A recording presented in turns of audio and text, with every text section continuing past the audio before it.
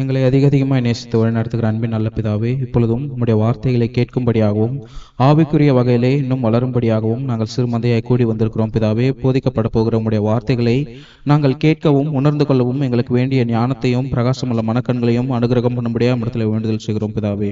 போதிக்கிற தாசனையும் நிர்தாமே ஆசீர்வதியும் பிதாவே. அவருக்கு வேண்டிய ஞானத்தையும் வாயின் வார்த்தைகளையும் அனுகிரகம் பண்ணும்படியாக இடத்துல தாழ்மையாய் வேண்டுதல் செய்கிறோம். இந்த சிறிய விண்ணப்பத்தை ஆண்டவரும் இரட்சகரும் மீட்பருமாகிய இயேசு கிறிஸ்துவின் நாமத்தினாலே எங்களுடைய ஜபங்களை ஏறெடுக்கிறோம். ஜீவனுள்ள நல்ல பிதாவே, ஆமென்.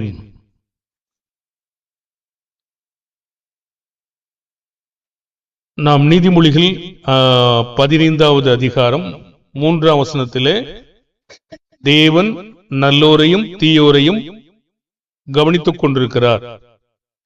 மனுஷருடைய இருதயங்களை தேவன் எப்படி அறிந்து கொள்ளுகிறார் என்பதை பற்றி நம்ம தொடர்ந்து பார்த்து வரோம். இப்போ கடந்த வாரத்திலே ஆதாமிடம் நீ எங்கே இருக்கிறாய் என்று கேட்டதினாலே தேவனுக்கு தெரியவில்லை என்பதினால் அல்ல, ஆதாம் என்ன சொல்லுகிறார் என்பதை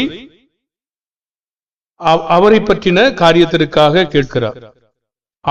ஆதியாகமத்தில் படித்தோம், நிர்வாணி என்று உனக்கு அறிவித்தவன் யார் என்று தேவனுக்கு தெரியாமல் கேட்டாரா, இல்ல ஆதாம் என்ன பதில் சொல்லுகிறார் என்பது கேட்டாரா என்பதை பற்றி பார்த்தோம். காயினுக்கு ஏன் எரிச்சல் உண்டானது, ஏன் முகநாடி வேறுபட்டது என்று அவர் காயினிடம் கேட்ட பொழுது அவர் சகோதரனை பற்றி நல்ல முறையிலே சொல்லவில்லை. இப்படி சில காரியங்களை குறித்து நம்ம யோபு புஸ்தகத்தை படிக்கும் போது யோபு 1ஆம் அதிகாரத்திலே சாத்தானை பார்த்து எங்கே இருந்து வருகிறாய் என்று கேட்டார். இப்போ தேவனுக்கு தெரியாமல் கேட்டார் என்று நாம் சொல்லுவதை காட்டிலும் அவன் அல்லது கேட்கிற ஒருத்தருக்கு கேட்கப்படுகிறவர் என்ன சொல்லுகிறார்கள் என்பதை அறிந்து கொள்ளவே அவர் அதை கேட்டார் என்பதை பற்றி நாம் பார்த்தோம். இதனாலே எல்லோருடைய இருதயங்களையும் சிருஷ்டித்தவர் யார்? எல்லோருடைய இருதயங்களையும் சிருஷ்டித்தவர். அவருக்கு ஏதாவது மறைவா இருக்கிறதா என்பதை பற்றி நம்ம பார்க்க போறோம். ஆதியாகமம் 2ஆம் அதிகாரம் 7ஆம் வசனத்திலே மனுஷனை உருவாக்கினது யார்? ஜீவ சுவாசத்தை கொடுத்தது யாரு? தேவனாகிய கர்த்தர் மனுஷரை பூமியின் மண்ணினாலே உருவாக்கி ஜீவ சுவாசத்தை அவன் நாசியிலே ஊதினார், மனுஷன் ஜீவாத்மாவானான். சரி, மனிதனை மண்ணினால் உருவாக்கி ஜீவ சுவாசத்தை அவனுக்கு உருவாக்கினார். பிறகு அவனை உண்டாக்கும் போது என்னெல்லாம் உண்டாக்குனாரு என்று பார்த்தீங்கன்னா அது ஆச்சரியமான காரியம். மனிதனை உண்டாக்கும் பொழுது இங்கே மண்ணினால் மனிதனை உண்டாக்கினார்னா அவனுக்கு என்னென்ன பாற்று, தேவையான காரியம், மற்ற எல்லாவற்றையும் அவர் இங்கே உண்டாக்கி இருக்கிறார். எப்படி உண்டாக்குனாரு, எங்கே உண்டாக்குனாரு, அவர் கண்களுக்கு ஏதாவது உண்டாக்கும் போது மறைவா ஏதாவது இருக்கிறதா? சங்கீதம் 139 13-15 வரைக்கும் அவர் உண்டாக்கின போது அவர் எங்கே மனிதனை உண்டாக்குகிறார், உண்டாக்கும் போது அவருக்கு ஏதாவது மறைவாய் இருந்ததா? சங்கீதம் 139 13-15 வரைக்கும். நீர் என் உள்ளந்திரியங்களை கை கொண்டிருக்கிறீர், என் தாயின் கர்ப்பத்தில் என்னை காப்பாற்றினீர். நான் பிரமிக்கத்தக்க அதிசயமாய் உண்டாக்கப்பட்டபடியால் உம்மை துதிப்பேன். உமது கிரியைகள் அதிசயமானவைகள், அது என் ஆத்துமாவுக்கு நன்றாய் தெரியும்.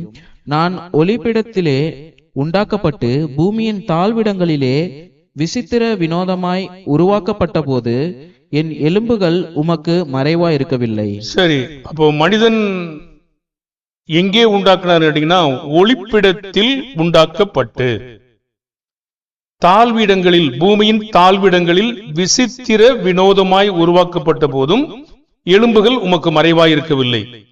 எப்படி உண்டாக்குனார் கேட்டீங்கன்னா பிரமிக்கத்தக்க அதிசயமாய் உண்டாக்கப்பட்டபடியால். அது என்ன அதிசயம் இருக்கு பாருங்க. எப்படி நம்முடைய உடம்புக்குள்ள ப்ராசஸ் நடந்துகிட்டு இருக்கிறது மருத்துவர்களுக்கு தான் தெரியும். அதிசயமான உண்டாக்கப்பட்டபடியால் உம்மை துதிப்பேன், உமது கிரியைகள் அதிசயமானவைகள், என் ஆத்துமாவுக்கு நன்றாய் தெரியும் சொல்றார். இப்போ இவர் உண்டாக்கும் போது அவயவங்கள் எல்லாம் இல்லாத போதும் அதை உருவேற்படுத்தின நாட்கள் அவரை பத்தி என்ன சொல்றாரு பாருங்களேன்.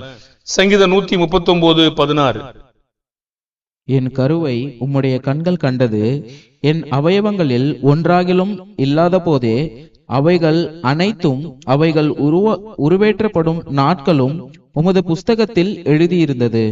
என் கருவை உம்முடைய கண்கள் கண்டது, என் அவயவங்களில் ஒன்றாயிலும் இல்லாத போது அனைத்தும் அவைகள் உருவேற்றப்படும் நாட்கள் உமது புத்தகத்தில் எழுதியிருக்கிறது. எப்பொழுதிருந்து? அவயவங்களில் ஒன்றும் இல்ல, அப்பவே ஒரு திட்டம் வச்சிருக்காரு. எரேமியா 1ஆம் அதிகாரம் 5ஆம் வசனத்தை நாம் முன்பே படிச்சிருக்கிறோம். எரேமியாவை எப்பொழுதிருந்தே அறிந்திருப்பதாக சொல்றாருங்க. நான் உன்னை தாயின் வயிற்றில் உருவாகும் முன்னே உன்னை அறிந்தேன், நீ கற்பத்திலிருந்து வெளிப்படும் முன்னே நான் உன்னை பரிசுத்தம் பண்ணி உன்னை ஜாதிகளுக்கு தீர்க்கதரிசியாக கட்டளையிட்டேன் என்று சொன்னார். அப்பவே அவர் தீர்மானம் பண்ணியிருக்கார். மனிதனுடைய காரியங்களை குறித்து உருவாகும் முன்னே உன்னை அறிந்தேன், நீ கற்பத்திலிருந்து வெளிப்படும் முன்னே நான் உன்னை பரிசுத்தம் பண்ணி, அதாவது பிரித்தெடுத்திருக்காரு. உன்னை ஜாதிகளுக்கு தீர்க்கதரிசியாக கட்டளையிட்டேன் என்று சொல்லியிருக்காரு. இதே மாதிரி ஒரு காரியமானது ரோமர் 9ஆம் அதிகாரம் 11, 12 படிச்சீங்கன்னா, பிள்ளைகள் இன்னும் பிறக்கல, நல்வினை தீவினை ஒன்றும் செய்யவும் இல்லை, ஆனா தெரிந்து கொள்ளுதலும் தேவனுடைய தீர்மானமும் இங்கு இருக்கிறது. எப்படி சொல்றார் பாருங்க. பிள்ளைகள் இன்னும் பிறவாமலும் நல்வினை தீவினை ஒன்றும் செய்யாமலும் இருக்கையில் தேவனுடைய தெரிந்து கொள்ளுதலின்படி இருக்கிற அவருடைய தீர்மானம் கிரியைகளினாலே நிலை நிற்காமல் அழைக்கிறவராலே நிலை நிற்கும்படிக்கு மூத்தவன் இளையவனுக்கு ஊழியம் செய்வான் என்று அவளுடனே சொல்லப்பட்டது. சரி, பிள்ளைகள் இன்னும் பிறக்கல, நல்வினை தீவினை ஒன்று செய்யல. ஆனாலும் இங்க காரியம் என்னன்னு கேட்டீங்கன்னா, கிரியா அல்லது தீர்மானமா அல்லது தேவனுடைய தெரிந்து கொள்ளுதலா, ரெண்டு காரியத்தை முன்வைக்கிறார். அப்போ ஒருவன் கிரியினாலே இங்கே பிழைக்கிறானா அல்லது தெரிந்து கொள்ளப்படுகிறானா அல்லது தேவனுடைய தீர்மானம் தெரிந்து கொள்ளுதல் இங்க இருக்கிறதா என்பதை பார்க்கிறாங்க. அப்போ என்ன சொன்னார்? மூத்தவன் இளையவனுக்கு ஊழியம் செய்வான் என்று அவளுடன் பெற்ற தாயிடம் அப்ப சொல்றார். அப்படியானா தேவன்கிட்ட அநீதி உண்டுன்னு சொல்லாமா? அதே ரோமர் 9ஆம் அதிகாரம் 13, 14. அப்படியே யாக்கோபை சிநேகித்து ஏசாவை வெறுத்தேன் என்றும் எழுதியிருக்கிறது. ஆகையால் நாம் என்ன சொல்லுவோம்? தேவனிடத்திலே அநீதி உண்டென்று சொல்லலாமா? சொல்லக்கூடாதே. அப்ப தேவன்கிட்ட அந்த வார்த்தையை பேசிட்டு நம்ம பார்வையில பாத்தீங்கன்னா, மூத்தவனு இளைவனிடத்திலே மூத்தவன் ஊழியம் செய்வான் என்று சொல்லப்பட்டது. நல்வினை தீவினை ஒன்னும் தெரியல, அப்பொழுதே சொல்லியிருக்காரு. அப்ப என்னுடைய பார்வையில அது அநீதி மாதிரி தெரியுது. அப்ப தேவன் ஒரு கேள்வி கேட்கிறாரு, தேவனுக்கு அநீதி இருக்குமா அப்படின்னா அப்போ அநீதி இல்லைன்னு சொல்றாரு. அப்படி சொல்லக்கூடாது. அப்ப என்னதான் கருத்து, என்னதான் சொல்ல வர்றாரு அப்படின்னு பாத்தீங்கன்னா, ரோமர் 9ஆம் அதிகாரம் 20, 21 தேவனுடைய அதிகாரத்தை குறித்து மனிதன் கேள்வி கேட்பதற்கு உரிமை கொடுத்திருக்கிறாரா?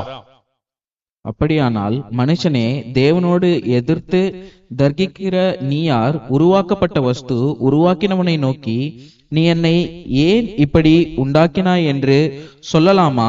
மிதியிட்ட ஒரே களிமண்ணினாலே குயவன் ஒரு பாத்திரத்தை கனமான காரியத்துக்கும் ஒரு பாத்திரத்தை கனவீனமான காரியத்துக்கும் பண்ணுகிறதற்கு மண்ணின் மேல் அவனுக்கு அதிகாரம் இல்லையோ? அப்ப என்ன கேட்கிறாரு? இதெல்லாம் சொல்லி முடிச்சுட்டு என்ன சொல்ல வராரு?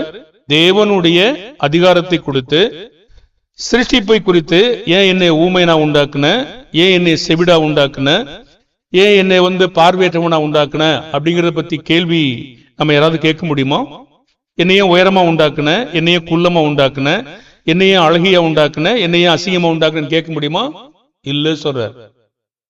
தேவனோடு தர்க்கிக்கிற நீ யார்? உருவாக்கப்பட்ட வஸ்து உருவாக்கினவனை நோக்கி நீ என்னை ஏன் இப்படி உண்டாக்கினாய் என்று சொல்லலாமா?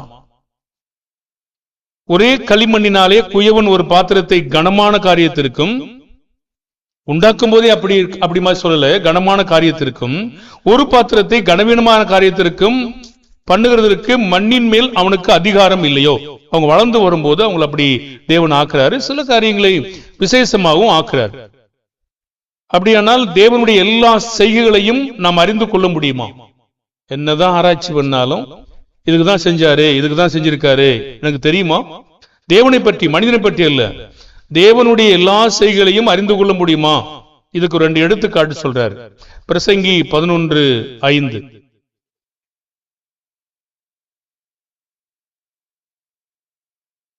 ஆவியின் வழி என்னதென்றும் கர்ப்பவதியின் வயிற்றில் எலும்புகள் உருவாகும் விதம் என்னதென்றும் நீ அறியாதிருக்கிறது போலவே எல்லாவற்றையும் செய்கிற தேவனுடைய செயல்களையும் நீ அறியாய்.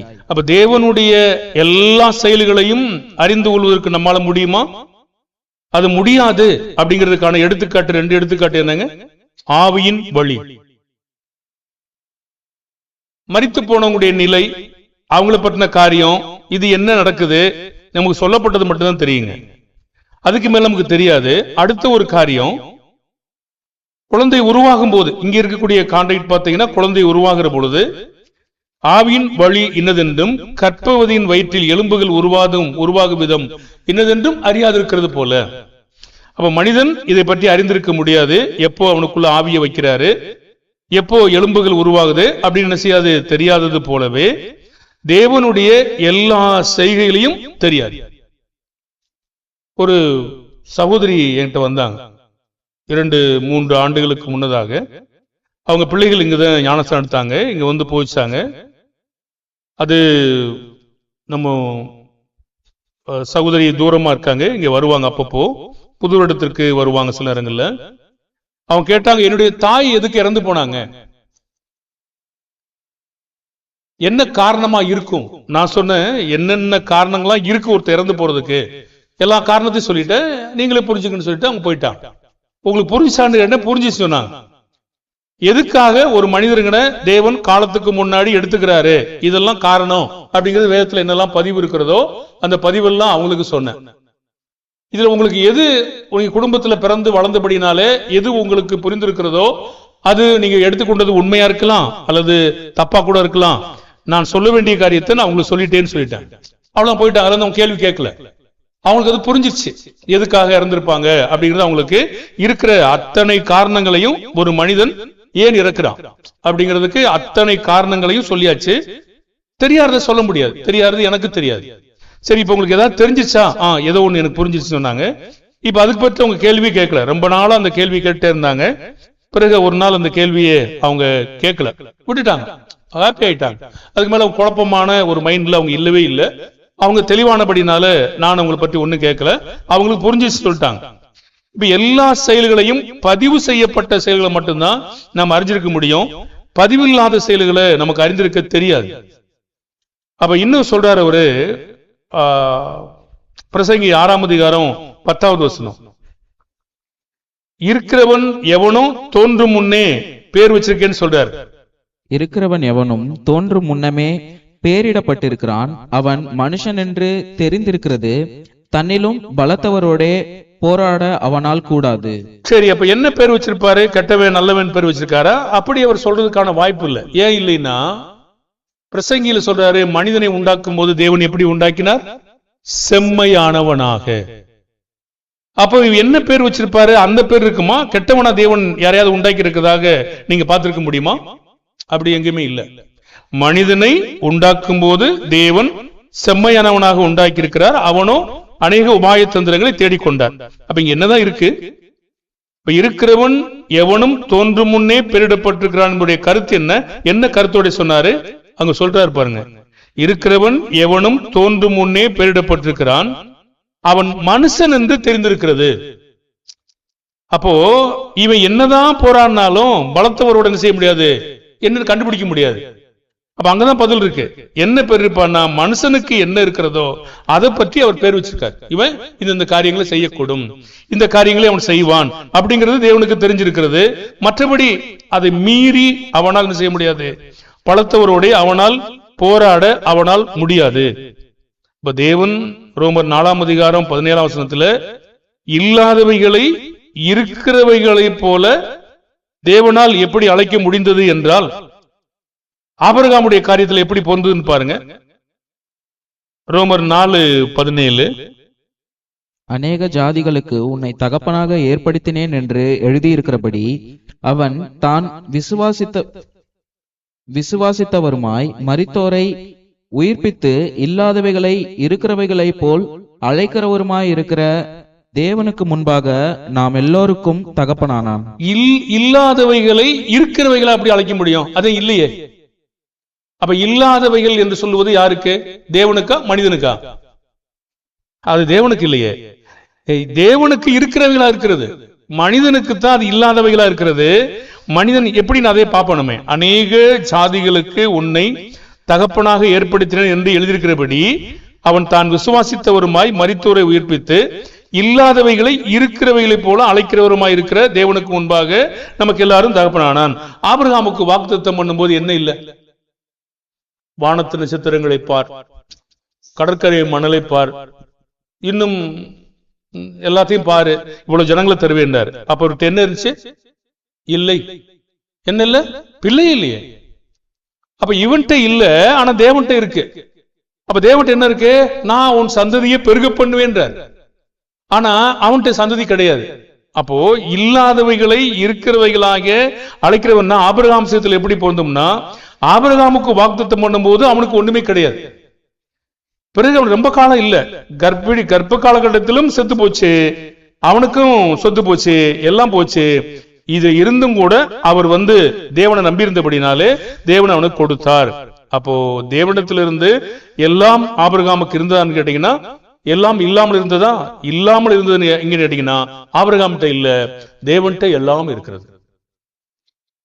அப்ப ஏசாயா புஸ்தகம் 42ஆம் அதிகாரம் 9ஆம் வசனம், மனிதன் பார்வையில் தோன்றாததற்கு முன்னே தேவனால் அறிவிக்க முடியுமான்னு பாருங்க. பூர்வ காலத்தில் தெரிவிக்கப்பட்டவைகள் இதோ நிறைவேறலாயின, புதியவைகளாயினும் நானே அறிவிக்கிறேன். அவைகள் தோன்றாததற்கு முன்னே அவைகளை உங்களுக்கு சொல்லுகிறேன். அது இன்னும் தோன்றாததுக்கு முன்னா அங்கே தோன்றலையா, இல்ல பூமியில மனிதன் பார்க்கிறதுக்கு தோணலையா? பாருங்க, மனிதன் பார்க்கிறதுக்கு இன்னும் இதுவும் தோன்றல, ஆனா அதுக்கு முன்னாடியே அவர் அறிவிக்கிறாரு. உண்மையா அவர்த்த கூட இருக்கலாம், சில காரியங்கள் வருவதற்கு முன்னதாகவே அறிவிக்கவும் செய்றார். அது அவருடைய பார்வையில் இருக்கும், மனிதனுடைய பார்வையிலையும் இருக்கும்.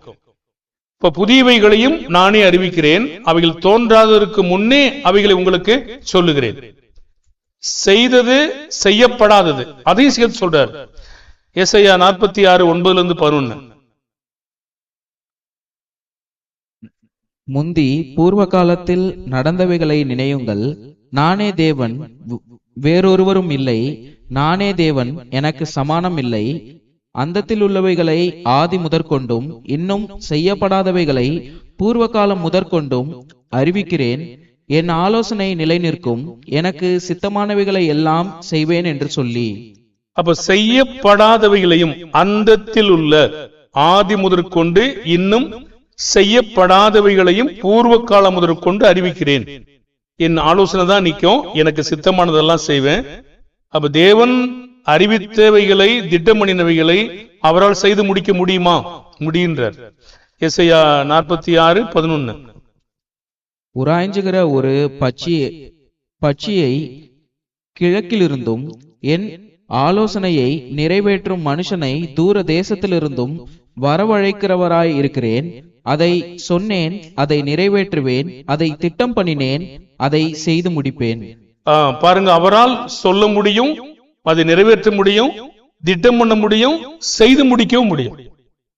தேவனால் முடியும் என்பதுதான். ஏசாயா 41:22-24.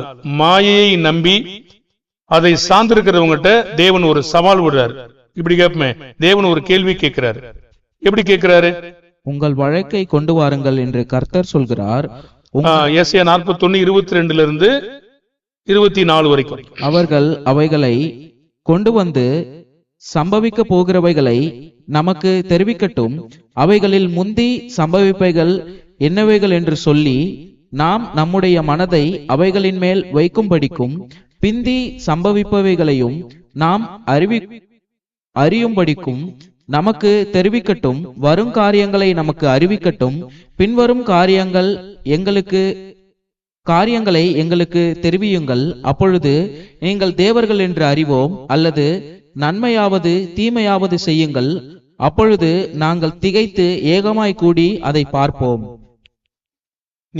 இதோ நீங்கள் சூனியத்திலும் சூனியமாயிருக்கிறீர்கள். உங்கள் செயல் வெறுமையிலும் வெறுமையானது.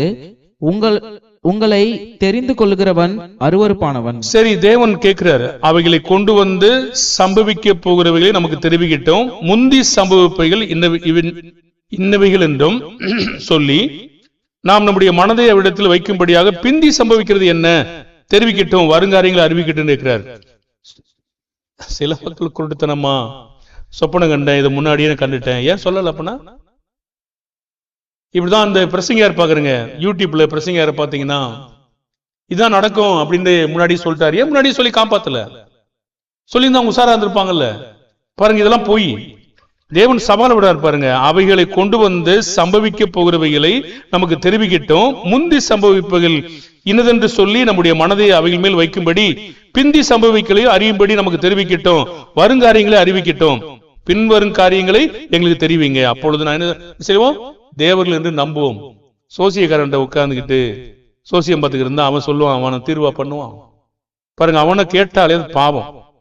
பாருங்க, அவன் சொல்ல முடியாதார், காரியங்களை தெரிவியுங்கள், அப்பொழுது நீங்கள் தேவர்கள் என்று அறிவோம், அல்லது நன்மையாவது தீமையாவது செய்யுங்கள், அப்பொழுது நாங்கள் திகைத்து ஏகமாய் கூடி அதை பார்ப்போம் சொல்றாரு. நீங்க சூனியத்திலும் சூனியம், உங்கள் செயல் வெறுமையிலும் வெறுமை, உங்களை தெரிந்து கொள்றவங்களாம் அருவருப்பானவன் சொல்றாரு. இது உண்மையிலே முடியுமா மனுஷனால? ஏன் இந்த மனுஷங்க உட்கார்ந்து கடற்கரை பீச்சு இந்த மாதிரி, இன்னும் ஒரு ஆள் இருக்காரு, அவர் மனுஷனை பார்த்துக்க நீங்க எப்பாது சொல்லுவாரு பாருங்க, சிரிப்புக்காக போட்டு போட்டு பார்ப்பேன், இப்படி இப்படி உட்காந்து எவ்வளவு பேசுறாராம், பேசிட்டு சொல்றாராம், என்ன மக்களை ஏய்க்கிறாங்க இவங்க உட்கார்ந்துக்கிட்டு பாருங்க, சூனியத்திலும் சூனியம், வெறுமையில வெறுமை. பாருங்க, அப்போ இங்க ஒருத்தர் நம்ம சபைக்கு ஒரு தாத்தா வந்திருந்தார், செத்து போயிட்டாரு, இப்பொழுது இல்ல.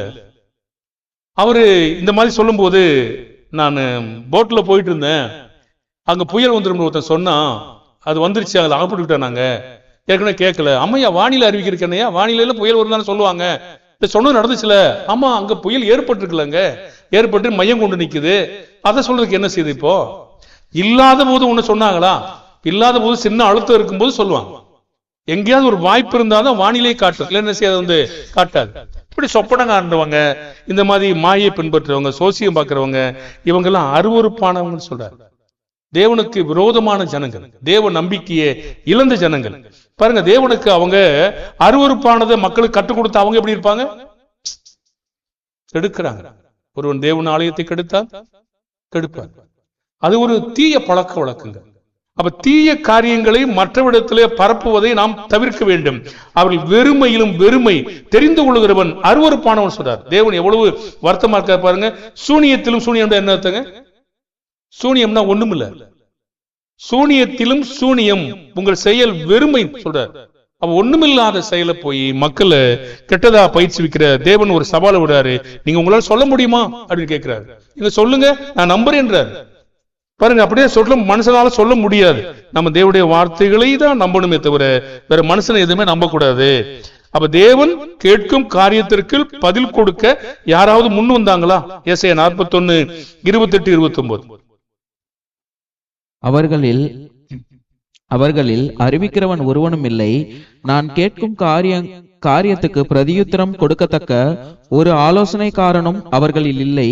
இதோ அவர்கள் எல்லாரும் மாயை, அவர்கள் கிரியைகள் விருதா, அவர்களுடைய விக்கிரகங்கள் காற்றும் வெறுமையும் தானே. அப்ப தேவன் பார்த்தாரு, சவால் விட்டுட்டு கேட்டு பார்த்துட்டு விட்டுட்டாரு. அறிவிக்கிறவன் ஒருவனும் இல்லை, நான் கேட்கும் காரியத்திற்கு பிரதியுத்தரம் கொடுக்கத்தக்க ஒரு ஆலோசனைக்காரனும் அவர்களில் இல்லை. இதோ அவை எல்லாம் மாயை, அவருடைய கிரியைகள் விருதா, விக்கிரகங்கள் காற்றும் வெறுமைன்னு சொல்றார். பார்வோன் காலத்துல அந்த சொப்பனத்தை அவன் கண்டான். அங்க இருக்கிற சோசியர், மந்திரிமார்கள், ராஜாக்கள், ஞானிகள் எல்லாத்தையும் கூப்பிடுறாங்க. ஒருத்தன்னு சொல்ல முடியும். யோசேப்பு தான் சொன்னார், மங்களகரமான உத்தரவை தேவன் அருள்வார்ந்தார். உன்னைத்தான் நியமிச்சுக்கினார், நான் இல்ல, தேவன் சொல்லுவார்ந்தார். யாரு சொப்பனத்தை சொன்னாங்களோ அவங்க தான் சொல்ல முடியும். தானியேலுடைய காலத்துல இப்படிதான் நடந்தது. பாருங்க, அப்போ மனிதனை நம்புகிற மக்களை பார்த்து அவங்க எதை வச்சு நம்புறாங்க? அங்க இருக்கிற சும்மா மாயான தோற்றம். ஓ, இந்த பூதம் வருது, ஆவி வருது, இந்த மாதிரி நான் ஆவியை வர வைக்கிறேன், இப்படி எல்லாம் பாக்குறாங்க இல்லையா? ஒரு லைட்டை வச்சுக்கிறாங்க, ஒரு லைட்டை கொளுத்தி வச்சுட்டு ஒரு கற்பூரம், அப்புறம் ஒரு மஞ்சள் தண்ணி, அப்புறம் ஒரு குங்குமம், இதை ஊத்தி விட்டு இதே பாருங்க, அதே பாருங்க, இந்த வருது, இந்த வருது. அதே பார்த்தா என்ன இருக்கும்? ஒரு லைட் இருட்டு ரூமுக்குள்ள ஒரு மாதிரி கிருகிருந்து வரும். தைரியமான மக்கள் இருக்காங்க, சும்மா நம்புற மக்கள் தைரியமா பாக்குறாங்க. பாருங்க, சவால் விடுறாங்க இல்லையா? பொது வழியில எங்க உங்க காட்டுங்க, கடவுள் இருக்கான்னு காட்டுங்க, பேய் வர வச்சிருங்க, இல்ல நான் வரேன்னு போய் நிக்கிறாங்களே. சில மருத்துவர் போய் நிக்கிறாங்க, எங்க பாப்போம், என்ன பண்ண முடியும்? அவங்க சவால் விட்டு ஒண்ணுமே செய்ய முடியாம தோத்து போறாங்க. இந்த மாதிரி பொய்யான காரியங்களை நம்பி அவங்க நமக்கு என்ன சொல்ல முடியும்? ஒண்ணும் பார்த்தாரு, எல்லாம் வெறுமையும் வெறுமை. இதெல்லாம் என்ன சொல்லுது நமக்கு? தேவன் ஒருவர் தான் தேவன் தவிர யாரையும் நாம் நம்ப கூடாது. ஏசாயா 44:6-11 வரைக்கும். நான் முந்தினவரும் நான் பிந்தினவரும் தானே, என்னை தவிர தேவன் இல்லை என்று இஸ்ரவேலின் ராஜாவாகிய கர்த்தரும் சேனைகளின் கர்த்தராகிய அவருடைய மீட்பரும் சொல்கிறார். பூர்வ காலத்து ஜனங்களை நான் ஸ்தாபித்தது முதற்கொண்டு என்னை போல எதையாகிலும் வரவழைத்து என்னென்னதென்று முன்னறிவித்து எனக்கு முன்னே வரிசையாக நிற்கத்தக்கவன் யார்? நிழல் காரியங்களையும் வருங்காரியங்களையும் தங்களுக்கு அவர்கள் அறிவிக்கட்டும். நீங்கள் கலங்காமலும் பயப்படாமலும் இருங்கள். அக்காலம் முதற்கொண்டு நான் அதை உனக்கு விளங்க பண்ணினதும் முன்னறிவித்ததும் இல்லையோ? இதற்கு நீங்களே என் சாட்சிகள். என்னை தவிர தேவன் உண்டோ? வேறொரு கன்மலையும் இல்லையே, ஒருவனையும் அறியேன். சரி, போதும். அப்போ தேவன் சொல்றார், முந்தினவரும் நான் பிந்தினவரும் தானே, என்னை தவிர தேவன் இல்லை என்று இஸ்ரவேல் ராஜாவாகிய கர்த்தரும் சேனைகளின் கர்த்தராகிய அவனுடைய மீட்பரும் சொல்லுகிறார். பூர்வ காலத்து ஜனங்களை ஸ்தாபித்து முதற்கொண்டு என்னை போல எதையாயிலும் வரவழைத்ததோ இன்னினதை முன்னறிவித்ததோ எனக்கு முன்னே வரிசையாய் நிறுத்தத்தக்கவன் யாரு? நிகழ்காரியங்களை வருங்காரியங்களை அறிவிக்கட்டும். யார் அறிவிக்க முடியும்? கண்டிப்பா முடியாது. இப்போ நம்மை உண்டாக்கின தேவனுக்கு ஏதாவது மறைவா இருக்காங்க? சங்கீதம் 38:9, என்னுடைய தவிப்பு, என்னுடைய அங்கலாய்ப்பு தேவனுக்கு தெரியாதா?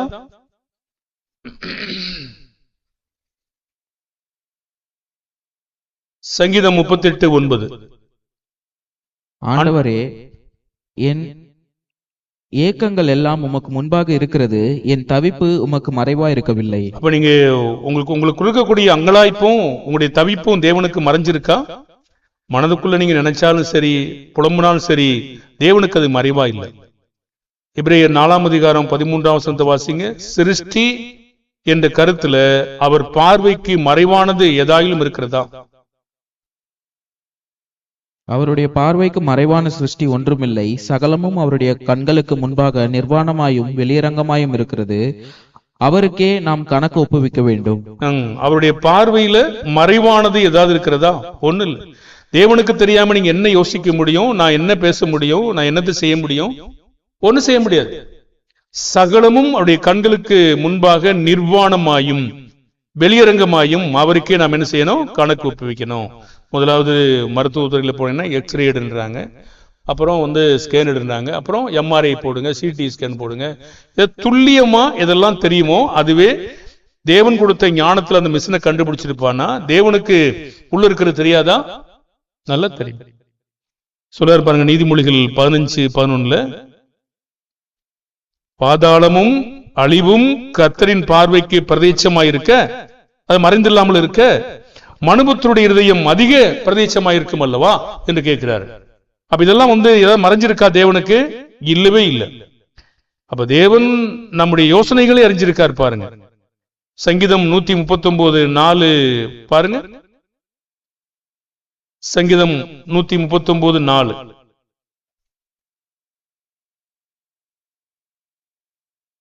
நான் என் நாவில் சொல் பிறவாததற்கு முன்னே இதோ கர்த்தாவே அதையெல்லாம் நீர் அறிந்திருக்கிறீர். நாவில் சொல்ல இன்னும் வரல, அதுக்கு முன்னாடி அவருக்கு தெரியுமா? எப்படி தெரியும்? என்னுடைய பொல்லாத யோசனை பதிஞ்சிரும் இருதயத்துல. எரேமியா நீங்க படிச்சீங்கன்னா 18:23 எரேமியா 18:23, கர்த்தாவே, ஆனாலும் கர்த்தாவே, அவர்கள் எனக்கு விரோதமாய் செய்யும் கொலைபாதக யோசனையெல்லாம் நீர் அறிவீர். அவர்களுடைய அக்கிரமத்தை உமது கண்களுக்கு மறைவாக மூடாமலும் அவர்கள் பாவத்தை குலைக்காமலும் இருப்பீராக. அவர்கள் உமக்கு முன்பாக கவிழ்க்கப்பட கடவர்கள். உமது கோபத்தின் காலத்தில் இப்படி அவர்களுக்கு செய்யும். அந்த யோசனையை கர்த்தர் கண்டுபிடிக்கிறாரா? கண்டுபிடிக்கிறார். பாருங்க, இந்த போர்டு பாத்தீங்கன்னா வெள்ளையா இருக்கா? ஏதாவது கர்த்தர் கண்டுபிடிக்கிறதுக்கு ஏதாவது இருக்காங்க? ஒண்ணு இல்ல. நான் சின்ன யோசனை பண்ணிட்டேன்னு வச்சுக்கோங்களேன், என்ன இருக்கோங்க? ஒரு கருப்பு புள்ளி இருக்கும். அல்லது நான் என்ன யோசிக்கணும் அதுக்கு பதிஞ்சிடும். அப்ப தேவன் பாத்துருவாரா? பாத்துருவாரு. ஒண்ணுமில்லாத பட்சத்துல ஒன்னையும் பார்க்கல, என்ன யோசனை இருக்கோ அதை பார்த்துருவாரு. சொல் பரவாதற்கு முன்னாடி எப்படி அறிந்திருப்பார்னா, என்னுடைய யோசனையை அவர் அறிந்து கொள்ளக்கூடியவராக இருக்கிறாரு. அப்ப சில மக்கள் ஓடுறாங்க, யோனா மாதிரி தெரியாம ஓடி கடல் தட்டுல போய் அடித்தட்டுல படுக்கிறாங்க. சில மக்கள் எங்க தப்பிச்சு போய் எங்கேயும் ஆகாயத்துல கூடு கட்டலான்னு பாக்குறாங்க. ஆனால் தேவனுக்கு அது முடியாதுன்னு சொல்றாரு. சங்கீதம் 139:6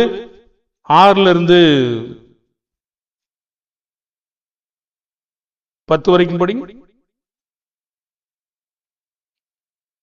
இந்த அறிவு எனக்கு மிகுந்த ஆச்சரியமும் எனக்கு எட்டாத உயரமுமா இருக்கிறது. உம்முடைய ஆவிக்கு மறைவாக எங்கே போவேன்? உம்முடைய சமூகத்தை விட்டு எங்கே ஓடுவேன்?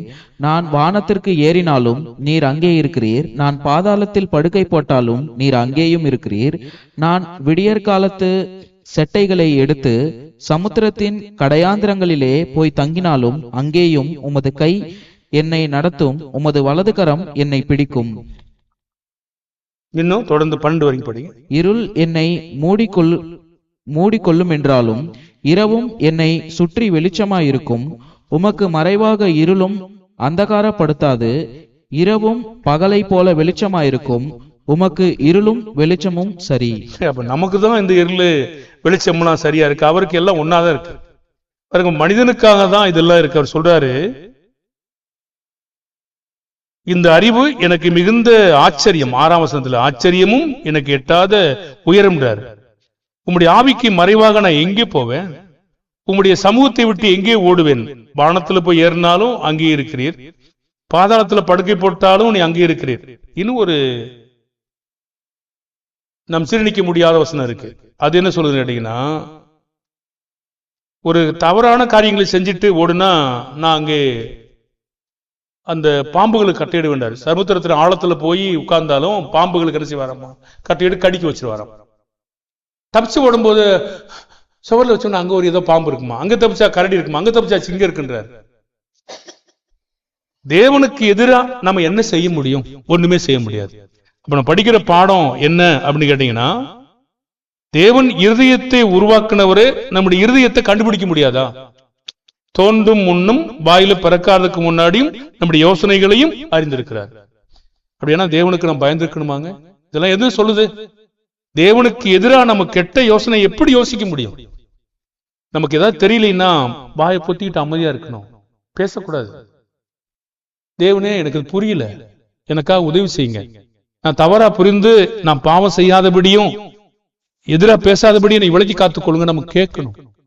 நாமளே ஒரு தீர்மானம் பண்ணி இதுன்னு நினைச்சோம்னா தேவனுக்கு எதிராக இருப்போம். தேவனுக்கு எதிராக இருக்கும்போது தேவனுடைய கோபம் நம்ம மேல இருக்கும். அப்ப தேவனுக்கு பாருங்க, அநேக காரியங்கள் நமக்கு தெரியாதுங்க. உங்களுக்கும் தெரியாது, எனக்கும் தெரியாது. என்ன தெரிய நமக்கு கொடுத்திருக்காரோ அவ்வளவுதான் தெரியுமே தவிர அனைத்து காரியங்களும் என்னால் அறிந்து கொள்ள முடியாது. அப்படியான நம்ம என்ன பேச முடியும்? அவர் நம்முடைய இருதயத்தை படைத்தவர். அவருக்கு முன்னாடி நம்ம யோசிப்பதற்கு தவறா யோசிச்சாலே அதுக்கே நம்ம வருத்தம் தெரிவிக்கணும். அதுக்காக தேவன்கிட்ட மன்னிப்பு கோரணும். நான் தவறான ஒரு யோசனை யோசிச்சுட்டேன், தவறா சிந்திச்சுட்டேன், என்னை மன்னிச்சுங்க அப்படி கேட்கணும். இதெல்லாம் கேட்கும் போது தேவன் நம்மளை பார்க்கிறாரு. அவருடைய அதிகாரத்திற்கு எதிராக நம்ம எதுவுமே பேசக்கூடாது.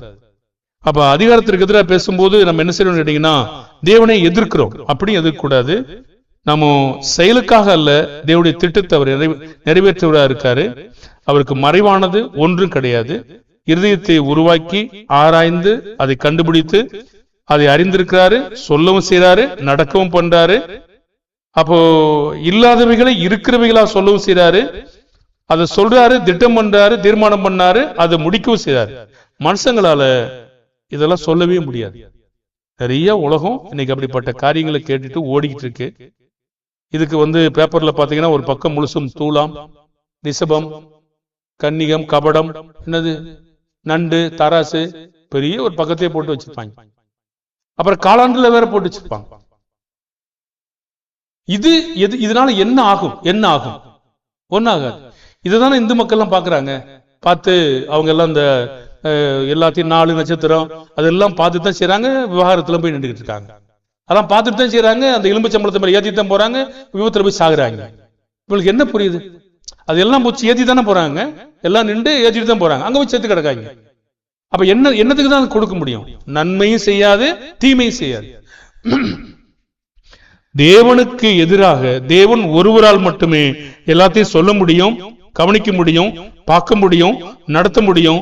அவரை நம்ம நம்பி இருப்போம்னா அவர் நம்ம என்ன செய்வாருங்க? நடத்துவார். அவருக்கு எதிராக நம்ம எந்த சிந்தனையும் செய்யக்கூடாது. இன்னும் அந்த பாடம் முடியல. நம்ம அடுத்த நாட்களும் இன்னும் நம்ம நிறைய பாடங்களை படிக்க வேண்டி இருக்கிறது. அதனால இதெல்லாம் நம்ம தொடர்ந்து படிச்சுட்டு இந்த பாடத்தை முடிச்சுட்டு தான் நம்ம நீதிமொழிகள் 15 நாளுக்கு நம்ம போவோம். அது வரைக்கும் காத்துருங்க. ஜெபத்தோட வாங்க. கர்த்தர் ஆசீர்வதிப்பாரு.